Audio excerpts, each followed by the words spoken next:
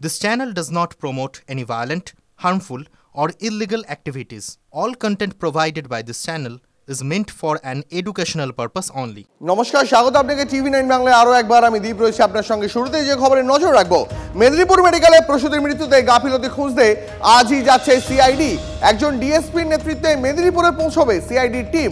CCTV footage, ওটি register থেকে চিকিৎসার নথি খতিয়ে দেখবেন গোয়েন্দারা। কোনো গাফিলতি বরদাস্ত নয়, যারা দোষী সাব্যস্ত হবে তাদের শাস্তি দেওয়া হবে। গতকালই কথা জানান মুখ্য সচিব মনোজ পান্ত। আপনারা জানেন সিআইডি তদন্তের নির্দেশ দেয় রাজ্য গতকালই, এবং তারপর আজই সিআইডি টিম যাচ্ছে পশ্চিম মেদিনীপুরে। সেখানে মেদিনীপুর মেডিকেল কলেজে একজন ডিএসপির নেতৃত্বে মেদিনীপুর যাচ্ছে সিআইডি টিম। সেখানে গিয়ে সিসিটিভি ফুটেজ, ওটি রেজিস্টার থেকে চিকিৎসার নথি খতিয়ে দেখবেন গোয়েন্দারা। কোনো গাফিলতি থাকলে বরদাস্ত করা হবে না, যে দোষী সে অবশ্যই শাস্তি পাবে। গতকাল এমনটাই জানিয়েছিলেন রাজ্যের মুখ্য সচিব মনোজ পান্ত।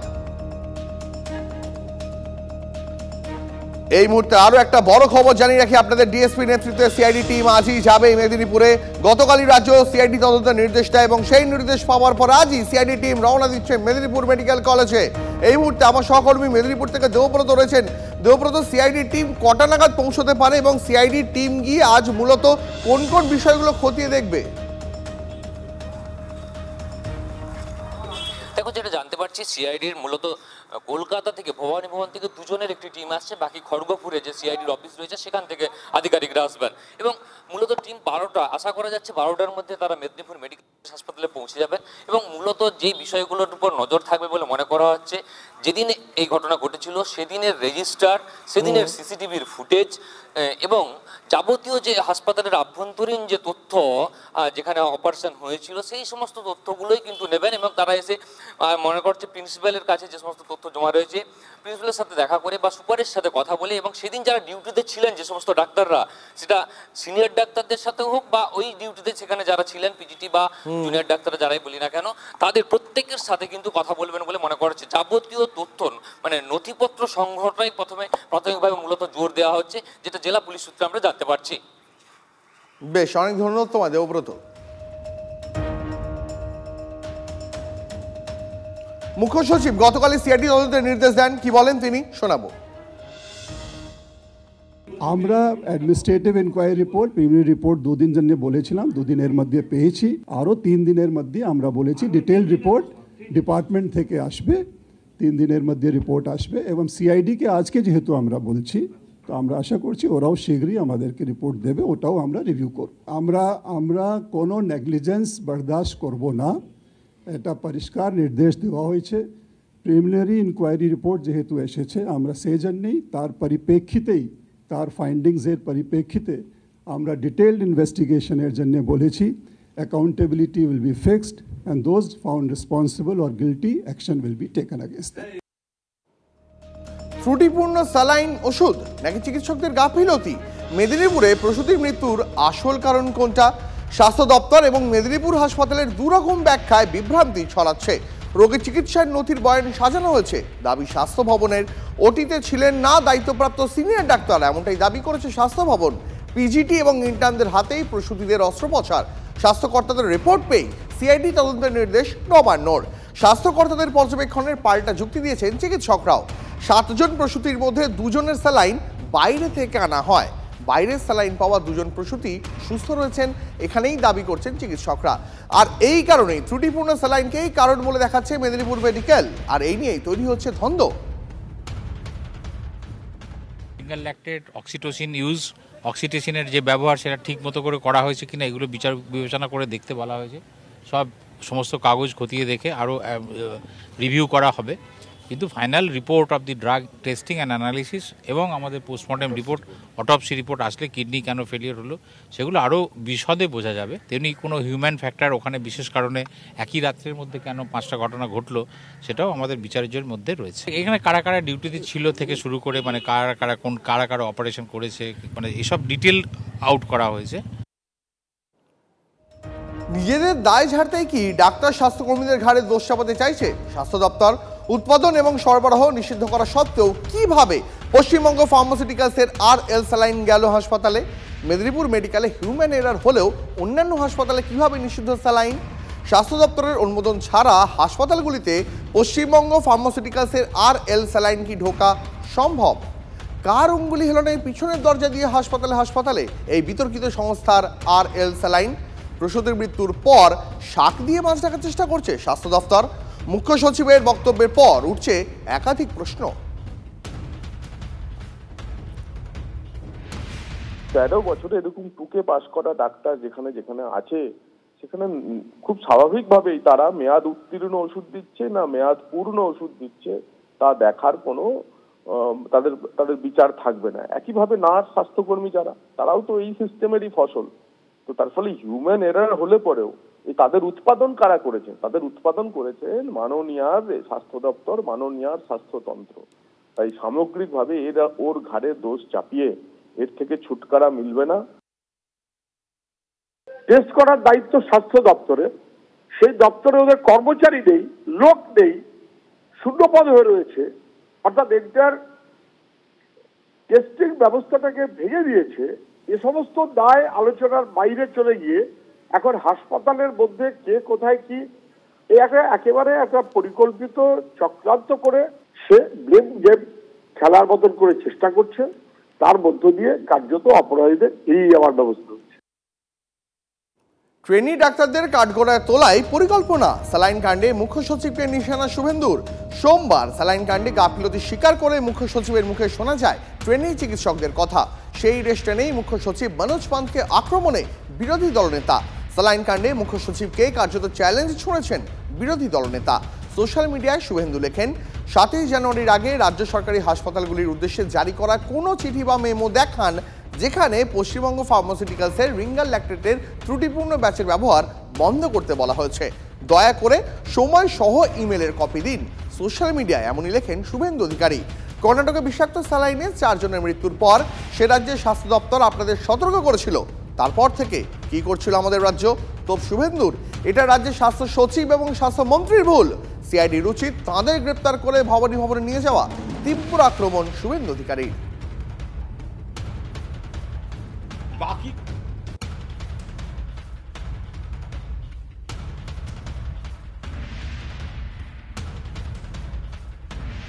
আর এদিকে স্যালাইন কাণ্ডে চক্রান্তের আশঙ্কা তৃণমূল নেতা কুণাল ঘোষের গলায়।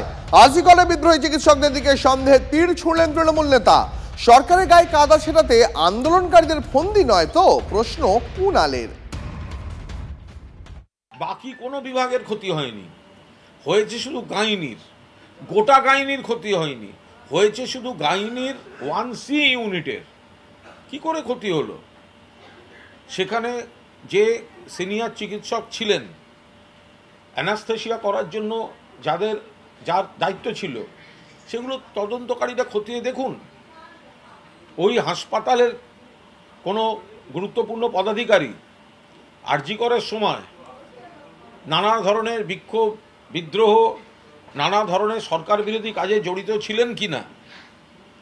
একটা জায়গায় একটা কুৎসা করে যে চক্রান্ত সাকসেসফুল হয়নি, সরকারকে মেলাইন করার জন্য কেউ কোনো চক্রান্ত করছেন কিনা, সেগুলো তদন্তের মধ্যে নিশ্চিতভাবে আসুক। মেদিনীপুর মেডিকেল কলেজের ওটি রুমে প্রবেশ নিষিদ্ধ করা হলো পিজিটিদের। সার্জারি অ্যানাস্থেসিয়া যুক্ত থাকতে পারবেন না কোনো পিজিটি। নির্দেশিকা জারি করলেন মেদিনীপুর মেডিকেল কলেজের অধ্যক্ষ মৌসুমী নন্দী। স্ত্রীরোগ, general surgery, orthopaedic, ophthalmology, ENT বিভাগীয় প্রধানদের নির্দেশ দেওয়া হচ্ছে জুনিয়র চিকিৎসকদের দিয়ে অস্ত্রোপচার নয়, সিনিয়র ডাক্তারদেরই অস্ত্রোপচার করতে হবে। নির্দেশিকা অমান্য করা হলে তা শাস্তিযোগ্য অপরাধ হিসাবে বিবেচিত হবে।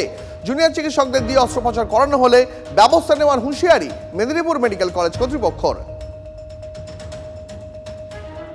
প্রিলিমিনারি ইনকোয়ারি করে একটা রিপোর্ট দিয়েছে, যেখানে প্রাথমিকভাবে দেখা যাচ্ছে कि there is a negligence, serious negligence on the part of the unit যারা ওখানে তখন ডিউটিতে ছিলেন। প্রাথমিকভাবে যেটা হয় কি সবসময় একজন সিনিয়র ডক্টরের প্রেজেন্সেই এটা করা হয়, কিন্তু ওখানে যারা ছিলেন ওরা ট্রেনি ডক্টরস, ওরাই এটাকে হ্যান্ডেল করেছেন।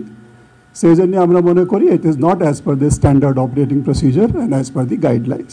যে ডিটেল ইনভেস্টিগেশনস করার পরে আমরা কাদের কি ইনভলভমেন্ট আছে বা কারা কিভাবে এই কাজের সঙ্গে বা এই ট্রিটমেন্ট প্রসেসের সঙ্গে যুক্ত ছিলেন, কি নেগলিজেন্স আছে, কত এক্সটেন্ট অফ নেগলিজেন্স আছে, এটা ডিটেইলড ইনভেস্টিগেশনে জানা যাবে। আমরা এই কথাটা উল্টো দিক থেকে বলতে পারি যে আমরা যখন কর্মবিরতি করছিলাম তাহলে তো চিকিৎসার কোনো গাফিলতি, মানে চিকিৎসার কোনো পরিকাঠামোর সমস্যা হওয়ার তো তাহলে কথা নয়। তাহলে আজকে যদি আমরা কর্মবিরতি ডাকি তাহলে কি এই নোটিশটা মেনে মাননীয় মুখ্যমন্ত্রী এবং রাজ্য প্রশাসন একইভাবে আমাদের প্রতি স্ট্যান্ড থাকবে? জুনিয়র ডাক্তারদেরকে ভিক্টিমাইজ করে, সিনিয়র ডাক্তারদেরকে ভিক্টিমাইজ করে আপনি ভাববেন যে রোগী মৃত্যু থেকে আপনি বেঁচে যাবেন, আর চিকিৎসক হিসেবে আমরা বসে বসে সেটা দাঁড়িয়ে দাঁড়িয়ে দেখব? এই পশ্চিমবঙ্গ অভয়ার মৃত্যুর পর মনে হয় চিকিৎসকদের সমাজের মানসিক পরিস্থিতি সম্পর্কে তারা ওয়াকিবহাল নয়। তাহলে আমরা বসে বসে দেখব, কথা ভাবার কোনো কারণ নেই। যদি এই জায়গা থেকে আমরা দেখি যে শুধুমাত্র এই ঘটনার সত্যে পৌঁছানোর জায়গা ছেড়ে শুধুমাত্র এই সিনিয়র জুনিয়র কোথায় কী ছিল না ছিল এই আলোচনার বিষয়বস্তু হয়, তাহলে অবশ্যই আমাদেরকে আন্দোলনে নামতে হবে। আন্দোলনই একমাত্র পথ। একদমই হাস্যকর ধরনের বিজ্ঞপ্তি, মানে এটা কি মানে এটা আমরা বুঝতে পারছি না। মানে সার্জিক্যাল সাবজেক্টের যারা পিজিটি, ওটাই তাদের মানে শেখা মানে কি? তারা তো শিখতে এসছে, তার মানে হচ্ছে অপারেশন করাটাই তাদের শেখা, একই সাথে সেটা চিকিৎসা দেওয়া এবং একই সাথে সেটা তাদের শিক্ষা প্রসেস। মানে কিন্তু মানে সব হাসপাতালে সব রকমের সার্জারি, মানে প্রত্যেকটা জায়গায় একজন মিলে তো হয় না, একটা সার্জারি 3-4জন মিলে হয়, প্রত্যেকটা জায়গাতেই পিজিটিটাই প্রধানত করেন। এবার পিজিটিরা যদি ওই সার্জিক্যাল কেসে নামবেন না বা নামতে পারবেন না, এই কথাটা হলে সার্জারি অসম্ভব হয়ে পড়বে। আমি জানি না এটার মানে কি দাঁড়াচ্ছে, যে পিজিটিটা কোনো সার্জারি করবেন না, এই কথাটার মানে কি? সার্জারি যারা করেন, সার্জারি করতে 4 থেকে 5 জন লাগে বিভিন্ন ক্ষেত্রে, অনেক ক্ষেত্রে অ্যানাস্থেসিয়ার যারা দেন সেক্ষেত্রে 2 জনের প্রয়োজন হতে পারে। তো এই গোটার ক্ষেত্রে কি করে এটা সম্ভব, মানে আমার তো বোধগম্য হচ্ছে না। নিয়মের বিরুদ্ধে যাচ্ছে না পিজিটিদের শেখার, মানে এনএমসি গাইডলাইনে যে সার্জারি এবং তাদের যে শিক্ষা প্রসেস, সেটাই তো হচ্ছে সার্জারি করা। শাক দিয়ে মাছ ঢাকার চেষ্টা, হয়তো আমরা জানি না যে আসলে যে এত বড় ঘটনা হলো তার সাথে মানে পিজিটিদের চিকিৎসা না করানোর কি সম্পর্ক বোঝা যাচ্ছে না। প্রসূতি মৃত্যু হলো, একটা স্যালাইন যেটা অন্য রাজ্যে ব্যান্ড হয়ে গেছে সেরকম একটা স্যালাইন চললো, সেটা নিয়ে কি তদন্ত হচ্ছে সেটা কোনো অগ্রগতি জানা যাচ্ছে না।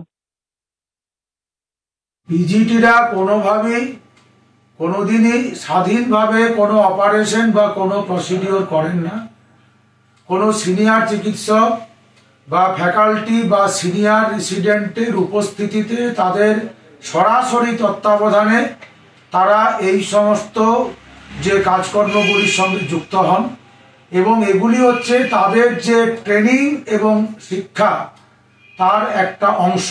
এখানে যে আমাদের মৃত্যু প্রসূতিদের, সেইখান থেকে মানুষের নজরটাকে ঘুরিয়ে দেওয়ার জন্যে, যেখানে অপারেশনে গাফিলতির কোনো অভিযোগ ওঠেনি, অভিযোগটা হচ্ছে সবটাই দীর্ঘদিন ধরে অভিযোগ পাওয়া সত্ত্বেও নিম্নমানের জাল ওষুধ এবং স্যালাইন যে আমাদের সরকারি হাসপাতালগুলিতে চলছিল, তার বিরুদ্ধে আমাদের প্রশাসন কোনো ব্যবস্থা না নিয়ে এই কথাগুলি বলে মানুষ এবং চিকিৎসক স্বাস্থ্য দপ্তরের দুর্নীতির বিরুদ্ধে যেভাবে একসঙ্গে রাস্তায় আন্দোলন করেছে, তাদেরকে কোথাও একটা বিভাজন করা এবং মানুষের নজর ঘুরিয়ে দেওয়ার চেষ্টা বলে আমাদের মনে হচ্ছে।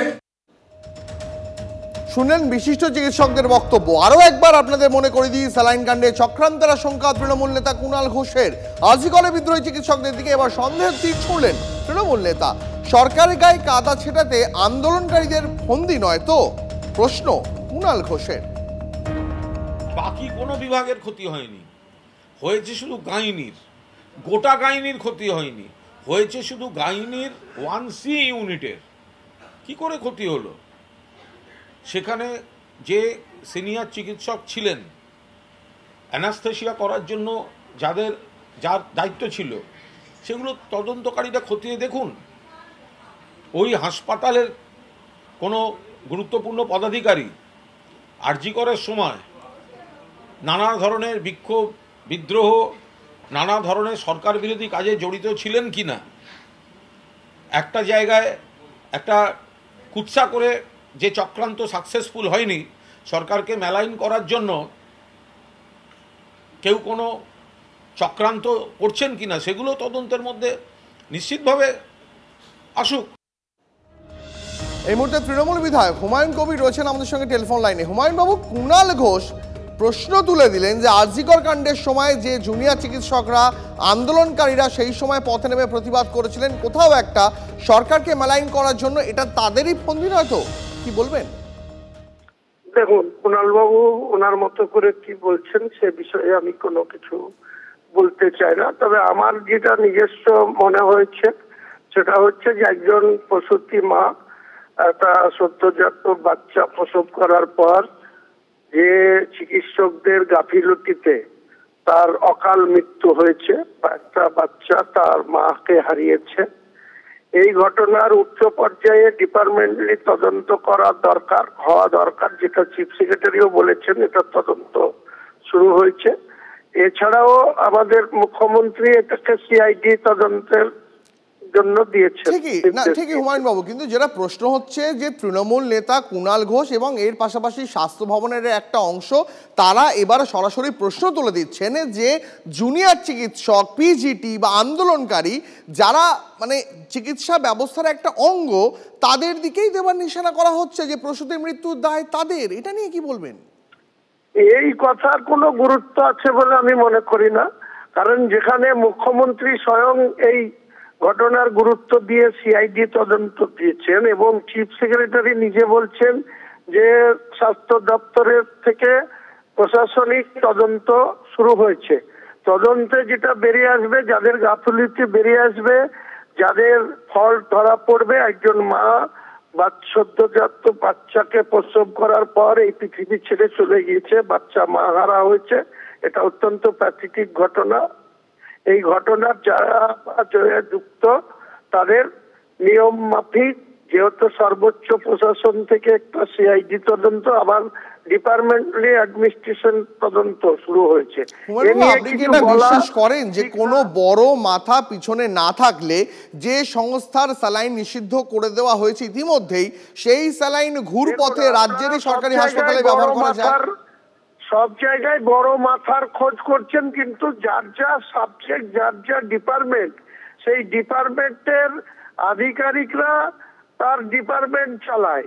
সেখানে যদি তাহলে তো হুমায়ুন বাবু স্বাস্থ্য দপ্তর মুখ্যমন্ত্রী মমতা বন্দ্যোপাধ্যায় চালান, যার বিরুদ্ধে আঙুল তুলছেন বিরোধী দল নেতারা। তাহলে তো স্বাস্থ্য দপ্তর মুখ্যমন্ত্রী সামলান নিজে, তার দিকে তো আঙুল তুলছে বিরোধী দলের নেতারা।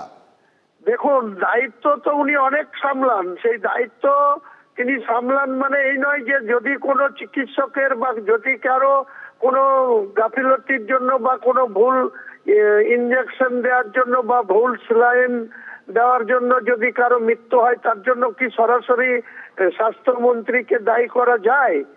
এটা তো কোনো মতেই করা যায় না। তার জন্য তো ডিপার্টমেন্টালি তদন্ত নির্দেশ দিয়েছেন, তার জন্য তো চিফ সেক্রেটারি নিজে পেশ করে বলেছেন যে এই ঘটনার উচ্চ পর্যায়ে ডিপার্টমেন্টালি তদন্ত হচ্ছে, তদন্তে যে অপরাধী প্রমাণ হবে নিশ্চয়ই তার ডিপার্টমেন্টালি শাস্তি হবে এবং সিআইডি তদন্তেও সেটা বেরিয়ে আসবে কি কারণে এই ধরনের ঘটনা ঘটে। বেশ, আপনাকে অনেক ধন্যবাদ আপনার প্রতিক্রিয়ার জন্য। আর এই মুহূর্তে ব্রেকিং নিউজের নজর রাখবো। 2 সপ্তাহ কাটতে না কাটতে 12 দিনের মাথায় মালদায় আবার গুলি চললো। আবার মালদায় গুলিবিদ্ধ তৃণমূল নেতা, তৃণমূল অঞ্চল সভাপতি বকুল শেখকে লক্ষ্য করে মালদায় চললো গুলি। এই মুহূর্তে জানিয়ে রাখি আপনাদের একটা বড় খবর। আজ সকালে কালিয়াচকের নয়াবস্তি এলাকায় ড্রেন এবং রাস্তার উদ্বোধন করতে গিয়েছিলেন তৃণমূলের অঞ্চল সভাপতি বকুল শেখ। সেই সময় তৃণমূলের আরেকটা গোষ্ঠী আগ্নেয়াস্ত্র নিয়ে তার উপর হামলা করে, এমনই অভিযোগ। এই মুহূর্তে মালদা থেকে আমার সহকর্মী শুভতোষ রয়েছেন টেলিফোন লাইনে। শুভতোষ, 2 সপ্তাহ কাটেনি, 12 দিনের মাথায়, অর্থাৎ দুলাল সরকারকে তাড়া করে গুলি করে খুন করার 12 দিনের মাথায় আবার মালদায় শুট আউট। হ্যাঁ, একদমই তাই। বকুল শেখ নাম এবং সে হচ্ছে তৃণমূলের অঞ্চল সভাপতি, নওদা যদুপুর অঞ্চলের অঞ্চল সভাপতি বকুল শেখ এবং তার সাথে আরো কয়েকজন তারা ছিল। একই সাথে তৃণমূল আর একজন কর্মী এশার উদ্দিন শেখ, সেও গুরুতর আহত এবং তারা বলছিল যে দলীয় কর্মসূচি মেনেই একটি কাজে তারা বেরিয়েছিল এবং এখনো পর্যন্ত যেটুকু খবর জানা যাচ্ছে যে তারপরে সেখানে গিয়ে কয়েকজন মিলে হামলা চালায়। তাদের বক্তব্য, তাদের অভিযোগ, যারা হামলা চালিয়েছে তাদের মধ্যে অনেকেই তৃণমূলের এই লোক ছিল এবং এখনো পর্যন্ত যেটুকু স্পষ্ট হয়ে আসছে তাতে তৃণমূলের গোষ্ঠীকন্দল এবং ভাগবাটোয়ারা, কাজের টেন্ডার পাওয়া নিয়ে মূলত হচ্ছে গোলমাল এবং সে কারণেই তাদের উপর হামলা চালায় এবং তাকে পরপর গুলি করা হয়। একই সাথে ধারালো অস্ত্র দিয়ে কোপ মারারও অভিযোগ উঠেছে। তাদের এই বকুল শেখের অভিযোগ যে তৃণমূলের অনেকের সঙ্গে কিছু জন কংগ্রেসের স্থানীয় কংগ্রেসের কর্মী ছিল, তারা এসে হামলা চালিয়েছে। একটা প্রশ্ন উঠছে যে মালদায় এমন কি মধু রয়েছে যে মধুর লোভে তৃণমূলের একটা গোষ্ঠী আর এক গোষ্ঠীর সঙ্গে বারবার সংঘর্ষে জড়িয়ে পড়ছে এবং তার জন্য কখনো প্রাণ যেতে হচ্ছে, কখনো গুলিবিদ্ধ হতে হচ্ছে তাদেরই দলের নেতাকে। সরকারের হত্যাকাণ্ডের ঘটনার 12 দিন হয়েছে এবং তারই মাঝখানে আবার এর মাঝখানে তো আরো কয়েকটি খুনের ঘটনাও এই মালদাতে হয়েছে। কিন্তু এই দুলাল সরকারের মতো তৃণমূল নেতার প্রকাশ্যে এভাবে হত্যাকাণ্ডের পরেই কিন্তু এটা আবার একই ধরনের ঘটনা এবং এক্ষেত্রেও স্থানীয় তৃণমূল নেতা অঞ্চল সভাপতি সে অঞ্চল সভাপতি এবং এলাকায় তার প্রভাব রয়েছে, পরিচিতি রয়েছে, সেই বকুল শেখকে কিন্তু তার প্রকাশ্যেই হামলা চালানোর অভিযোগ, গুলি চালানোর অভিযোগ। মানে এটা কি সেই দুলাল সরকারের কায়দাতেই একেবারে প্রকাশ্য দিবালোকে কি গুলি?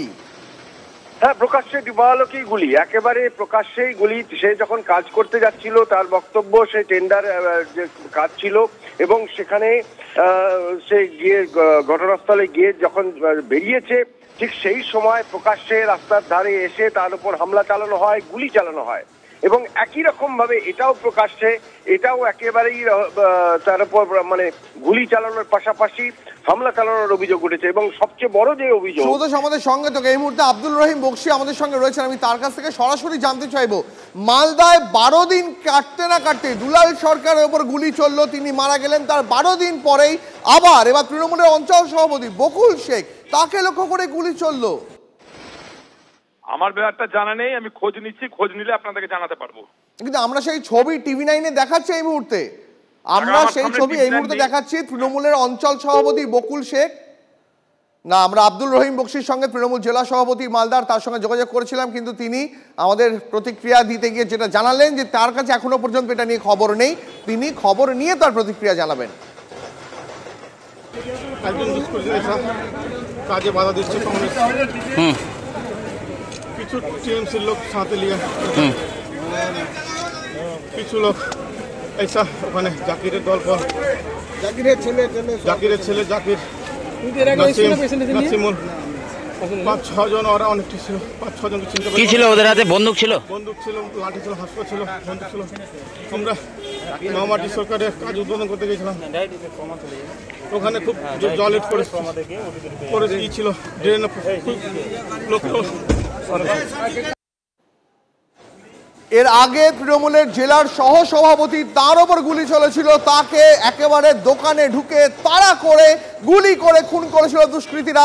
আর এবার তৃণমূলের অঞ্চল সভাপতি বকুল শেখ, তার উপরও একই কায়দায় গুলি চললো। আমার সহকর্মী মালদা থেকে সুব্রতোষ রয়েছেন টেলিফোন লাইনে। সুব্রতোষ, মালদায় এটা হচ্ছেটা কি? এত গুলি মালদায় চলছে কেন? কিসের লোভে?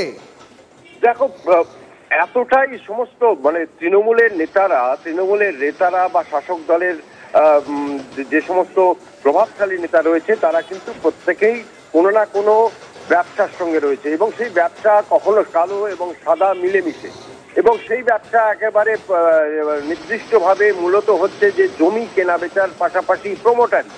ফলে গ্রামে গঞ্জে যেটা দেখা যাচ্ছে যে হঠাৎ করে জমি নিয়ে ব্যবসা মূলত হচ্ছে ফুলে ফেপে উঠেছে এবং সেই সমস্ত জমি মাফিয়ারা ওতপ্রোতভাবে এই নেতাদের সঙ্গে যুক্ত, কখনো কখনো খোদ নেতারাই জমি মাফিয়া হয়ে উঠছে এবং সেখানে যে টাকার বখরা এবং সেই কোটি কোটি টাকার লেনদেনের বিষয়, তো সেইটা এমনভাবে সামনে আসছে যেটা যখনই ভাগাভাগির বিষয় রয়েছে তখন তাদের মধ্যে দলের মধ্যেই কে বেশি টাকা পাবে এবং কার সঙ্গে কার কি লেনদেন হবে এই বিষয় নিয়ে সংঘাত নিয়মিতভাবে লেগে রয়েছে। একই সাথে তৃণমূলের গোষ্ঠীকন্দল তো মানে চিরন্তর। সৌদ সঙ্গে থাকো, আমি তোমার কাছে আসছি। এই মুহূর্তে তৃণমূলের কৃষ্ণেন্দু নারায়ণ চৌধুরী আমাদের সঙ্গে টেলিফোন লাইনে রয়েছেন। কৃষ্ণেন্দু বাবু, মালদা এটা হচ্ছেটা কি? 12 দিন কাটতে না কাটতে জেলা সহসভাপতি গুলিবিদ্ধ হয়ে মারা গেছেন, তার 2 সপ্তাহ কাটেনি তৃণমূলের আরেক অঞ্চল সভাপতি বকুল শেখ, তাকেও একই কায়দায় দিনের আলোয় গুলি করা হয়েছে, তিনি আপাতত হাসপাতালে পাঞ্জা লড়ছেন। পুলিশ ওখানে পৌঁছেছে, পুলিশ দেখছে। আমার বিশ্বাস যারা এই ঘটনা ঘটিয়েছে তারা শীঘ্রই অ্যারেস্ট হবে, তার জন্য যা যা করার তা করা হচ্ছে। কিন্তু কৃষ্ণেন্দু বাবু, এই গুলি চালানোর অভিযোগও কিন্তু তৃণমূলের আরেকটা গোষ্ঠীর বিরুদ্ধেই উঠছে। বাইরে থেকে শুটাররা আসছে, বিহার থেকে শুটার চলে আসছে, বাংলাদেশ থেকে শুটার চলে আসছে, ঝাড়খণ্ড থেকে শুটার চলে আসছে। এটা কত লোককে মার করা যাবে? তাও লিংক আপ করা হচ্ছে। কে বাইরে থেকে শুটার আনছে গুলি করার জন্য তৃণমূল নেতাকে? এটা তো পুলিশ দেখছে না, নিশ্চয়ের পিছনে কিছু আছে, পুলিশ দেখছে, এটা তো আমার দেখার বিষয় না। না, কিন্তু আপনি কি করে বুঝলেন যে বাইরে থেকে শুটার এসে গুলি করেছে? ম্যাক্সিমামটা তাই হচ্ছে। তো এইখানে দুলাল সরকারের ক্ষেত্রেও তাই দেখলাম, তার আগের ক্ষেত্রেও দেখলাম। কিন্তু কেন মালদাতেই কেন বারবার এটা হচ্ছে? মালদা কেন, অনেক জায়গায় হচ্ছে।